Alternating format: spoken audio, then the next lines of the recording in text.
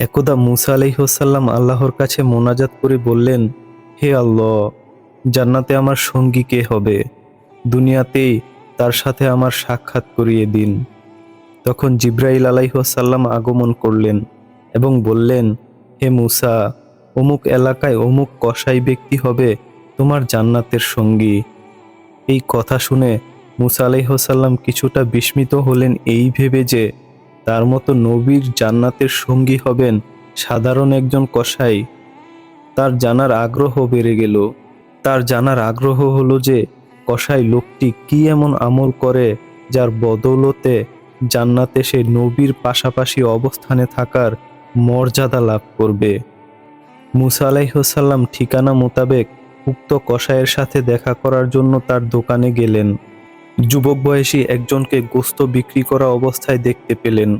মুসা আলাইহিসসালাম গভীরভাবে মনোযোগ দিয়ে লোকটির কার্যক্রম লক্ষ্য করতে লাগলেন, কিন্তু এমন কোনো বিশেষ আমল তার চোখে পড়ল না যার বদৌলতে লোকটি নবীর সাথে জান্নাতে প্রবেশের মর্যাদা লাভ করতে পারে। যখন সন্ধ্যা নেমে এলো তখন কসাই ব্যক্তি গোস্তের একটি থলে নিয়ে বাড়ির দিকে রওনা হলো। মুসা আলাইহিসসালামও উক্ত কসাইয়ের পিছু নিলেন। নিজের পরিচয় গোপন করে তার বাড়ির মেহমান হবার আবেদন করলেন। কসাই লোকটিও রাজি হয়ে গেল। কসাই বাড়িতে পৌঁছে তার নিজের হাতে খাবার তৈরি করলো। তারপর ঝুলন্ত একটি ঝুড়ি নামালো, যাতে একটি বৃদ্ধা ছিল। বৃদ্ধাকে ভালো করে গোসল করালো। তারপর তাকে নিজ হাতে খানা খাওয়ালো। খানা শেষ হলে বৃদ্ধাকে আবার আগের স্থানে রেখে দিল। মুসা আলাইহিসসালাম লক্ষ্য করলেন উক্ত বৃদ্ধা বিড়বিড় করে কি যেন বলছে। বয়সের ভারে উক্ত বৃদ্ধার মুখের জড়তার কারণে কথাগুলো স্পষ্টভাবে বোঝা যাচ্ছিল না। এরপর কসাই ব্যক্তি মুসা আলাইহিসসালামকে মেহমানদারি করালেন। তার সামনে খানা পেশ করলেন। খানা শুরু করার পূর্বেই মুসা আলাইহিসসালাম জিজ্ঞাসা করলেন, এই বৃদ্ধা কে? কসাই লোকটি জবাব দিল, তিনি আমার মা, আমি তার খেদমত করি।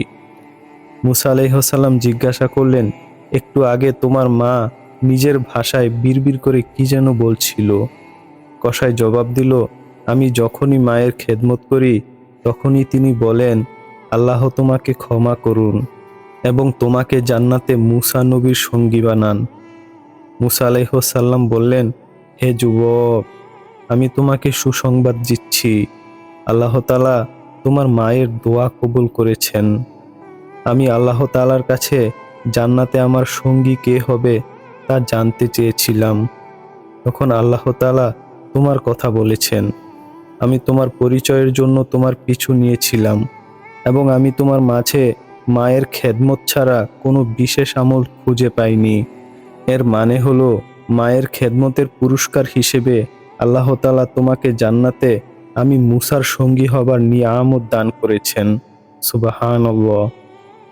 সন্তানের জন্য মায়ের দোয়া কবুলযোগ্য বলে বিশুদ্ধ হাদিসে বর্ণিত হয়েছে।